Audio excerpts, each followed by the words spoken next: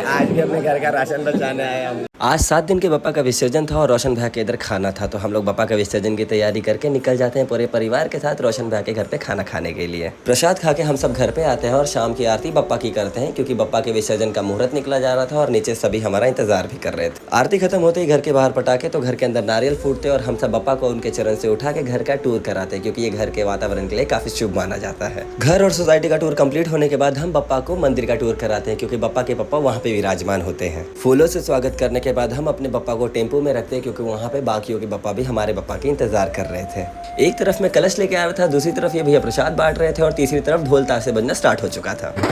फिर क्या था, मेरे अंदर का डांस का कीड़ा जाग जाता है। मैं नाचने की शुरुआत करता हूँ, मम्मी पापा को नाचने बुलाता तो हमें बाय बाय करके निकल जाता है। फिर मैं चंदन भैया के साथ नाचने निकल जाता हूँ, क्योंकि इतने सालों के बाद भैया मेरे साथ पहली बार नाच रहे थे।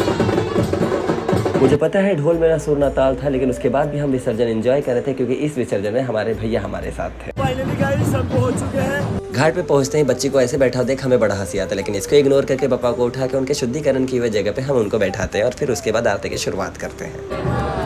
घाट पे आके आपकी आरती तो हम खुशी खुशी कर रहे थे, लेकिन मन ही मन हम बहुत दुखी थे, क्योंकि आपको जाने देने का मन हमें बिल्कुल भी नहीं था। लेकिन आपने कहा है जो आया है उसका जाना तो निश्चित है, और जिसका जाना निश्चित है उसका वापस लौट के आना भी निश्चित जरूर है, इसलिए हम आपको खुशी खुशी जाने देते हैं। लेकिन कसम से पापा, उस आखिरी पल में आपको विसर्जन होता हुआ देख के मैं और मेरी मम्मी बहुत रोते हैं। लेकिन कोई नहीं पापा, हम अगले साल आपका उसी एनर्जी से स्वागत भी करेंगे और आपका उसी एनर्जी से इंतजार भी करेंगे, तो आप अपना ध्यान रखिएगा। पापा के विसर्जन होने के बाद मैं अपने पुराने दोस्त दीपक से मिलता हूँ, जो यहाँ पे बप्पा और उनके श्रद्धालुओं की सेवा करने के लिए आया था। घाट से हम फिर से अपने घर पे आते हैं और बप्पा की खाली पीढ़े की हम यहाँ पे पूजा करते हैं और इसके बाद वीडियो की यहाँ पे समाप्ति करते हैं। मिलते हैं अगले वीडियो में, बाय बाय।